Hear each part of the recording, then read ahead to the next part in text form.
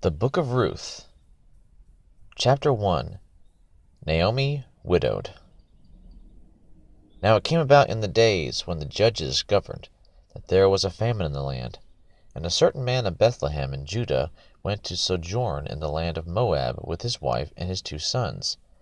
The name of the man was Elimelech, and the name of his wife Naomi, and the names of his 2 sons were Mahlon and Chilion, Ephrathites of Bethlehem in Judah. Now they entered the land of Moab, and remained there. Then Elimelech, Naomi's husband, died, and she was left with her 2 sons. They took for themselves Moabite women as wives. The name of the one was Orpah, and the name of the other Ruth, and they lived there about 10 years. Then both Mahlon and Chilion also died, and the woman was bereft of her 2 children and her husband. Then she arose with her daughters-in-law, that she might return from the land of Moab, for she had heard in the land of Moab that the Lord had visited his people in giving them food. So she departed from the place where she was, and her 2 daughters-in-law with her, and they went on the way to return to the land of Judah. And Naomi said to her 2 daughters-in-law, Go, return each of you to her mother's house. May the Lord deal kindly with you, as you have dealt with the dead and with me. May the Lord grant that you may find rest, each in the house of her husband. Then she kissed them, and they lifted up their voices and wept. And they said to her, No, but we will surely return with you to your people. Naomi said, Return, my daughters. Why should you go with me? Have I yet sons in my womb, that they may be your husbands? Return, my daughters. Go, for I am too old to have a husband. If I said, I have hope, if I should even have a husband tonight and also bear sons, would you therefore wait until they were grown? Would you therefore refrain from marrying? No, my daughters, for it is harder for me than for you. For the hand of the Lord has gone forth against me. Ruth's loyalty.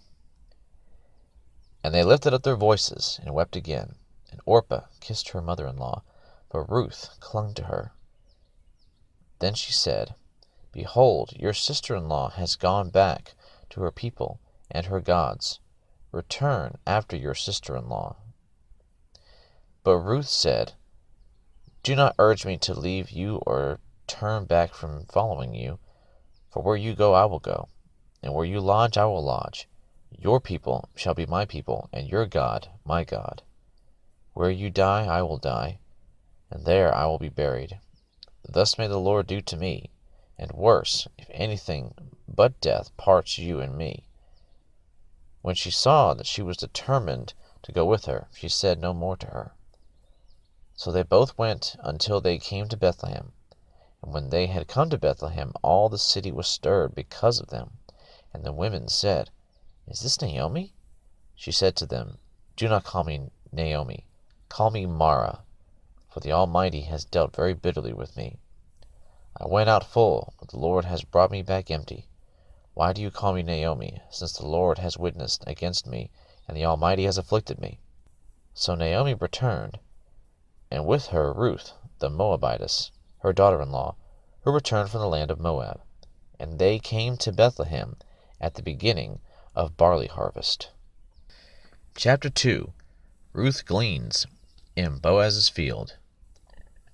Now Naomi had a kinsman of her husband, a man of great wealth, of the family of Elimelech, whose name was Boaz. And Ruth the Moabitess said to Naomi, Please let me go to the field and glean among the ears of grain, after one in whose sight I may find favor. And she said to her, Go, my daughter. So she departed and went and gleaned in the field after the reapers. And she happened to come to the portion of the field belonging to Boaz, who was of the family of Elimelech. Now behold, Boaz came from Bethlehem, and said to the reapers, May the Lord be with you. And they said to him, May the Lord bless you. Then Boaz said to his servant, who was in charge of the reapers, "Whose young woman is this?" The servant in charge of the reapers replied, "She is the young Moabite woman who returned with Naomi from the land of Moab." And she said, "Please let me glean and gather after the reapers among the sheaves." Thus she came, and has remained from the morning until now. She has been sitting in the house for a little while. Then Boaz said to Ruth, "Listen carefully, my daughter. Do not go to glean in another field. Furthermore, do not go on from this one, but stay here with my maids. Let your eyes be on the field which they reap, and go after them. Indeed, I have commanded the servants not to touch you. When you are thirsty, go to the water jars, and drink from what the servants draw." Then she fell on her face, bowing to the ground, and said to him, "Why have I found favor in your sight, that you should take notice of me, since I am a foreigner?" Boaz replied to her, "All that you have done for your mother-in-law after the death of your husband has been fully reported to me, and how you left your father and your mother in the land of your birth, and came to a people that you did not previously know. May the Lord reward your work, and your wages be full from the Lord, the God of Israel, under whose wings you have come to seek refuge." Then she said, "I have found favor in your sight, my lord, for you have comforted me, and indeed have spoken kindly to your maidservant, though I am not like one of your maidservants."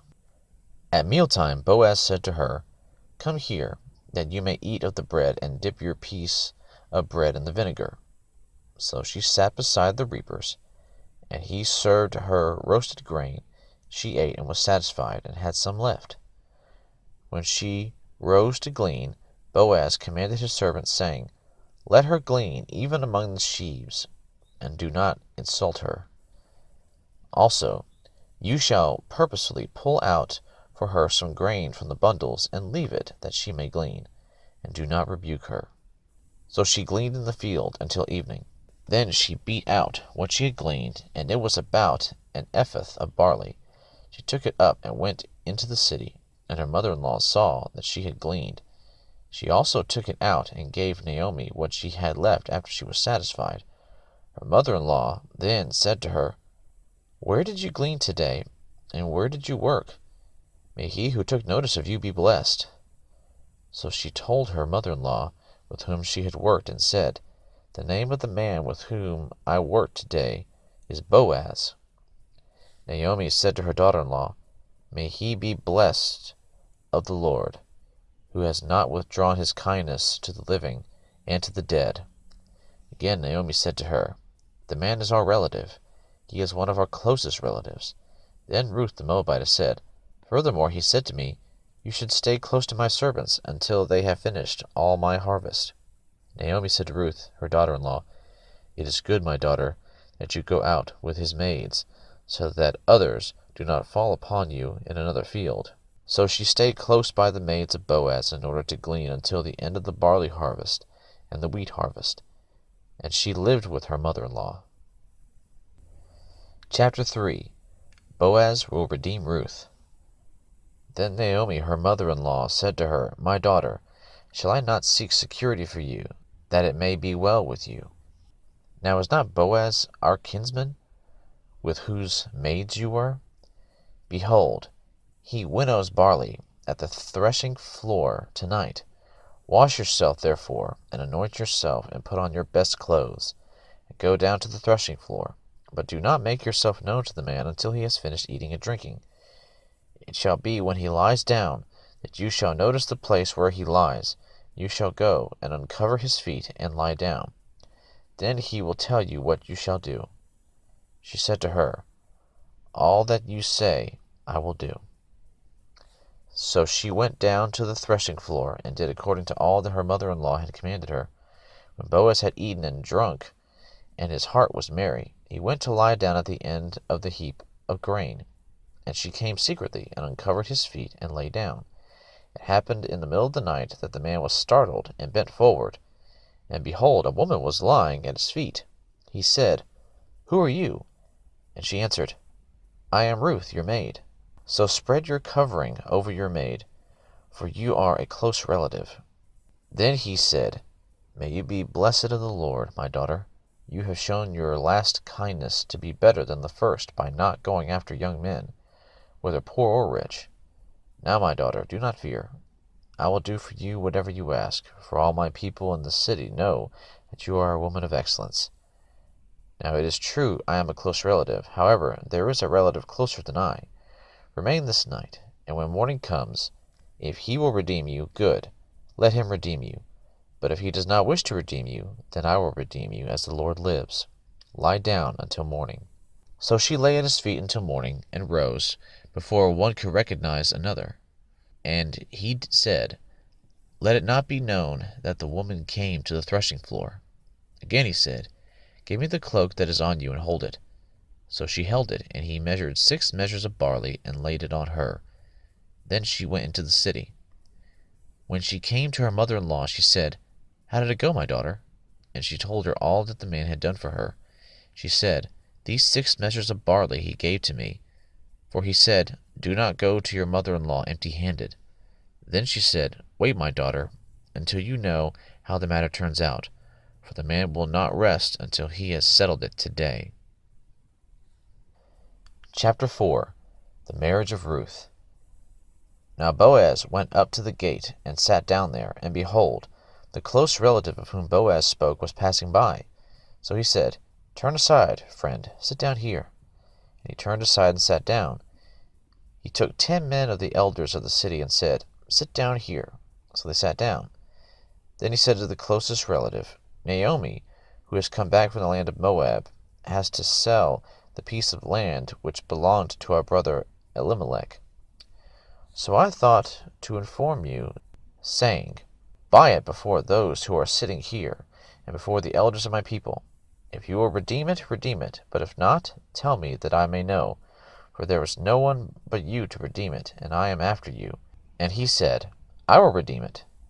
Then Boaz said, "On the day you buy the field from the hand of Naomi, you must also acquire Ruth the Moabitess, the widow of the deceased, in order to raise up the name of the deceased on his inheritance."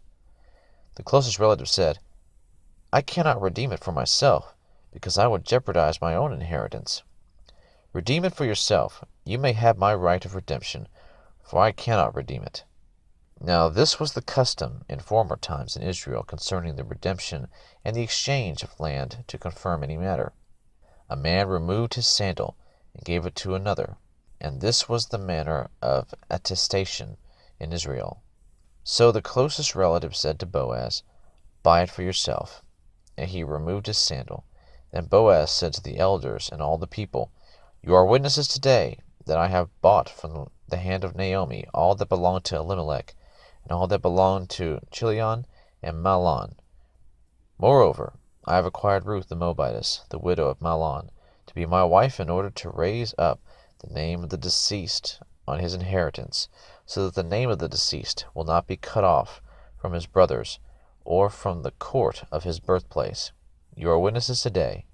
All the people who were in the court and the elders said, "We are witnesses. May the Lord make the woman who is coming into your home like Rachel and Leah, both of whom built the house of Israel. And may you achieve wealth in Ephrathah, and become famous in Bethlehem. Moreover, may your house be like the house of Perez, whom Tamar bore to Judah, through the offspring which the Lord will give you by this young woman." So Boaz took Ruth, and she became his wife, and he went in to her. And the Lord enabled her to conceive, and she gave birth to a son. Then the women said to Naomi, "Blessed is the Lord, who has not left you without a redeemer today. And may his name become famous in Israel. May he also be to you a restorer of life and a sustainer of your old age. For your daughter-in-law, who loves you and is better to you than 7 sons, has given birth to him." The line of David began here. Then Naomi took the child and laid him in her lap, and became his nurse. The neighbor women gave him a name, saying, "A son has been born to Naomi." So they named him Obed. He is the father of Jesse, the father of David. Now these are the generations of Perez. To Perez was born Hezron, and to Hezron was born Ram, and to Ram Amminadab, and to Amminadab was born Nahshon, and to Nahshon Salmon, and to Salmon was born Boaz, and to Boaz Obed, and to Obed was born Jesse, and to Jesse David.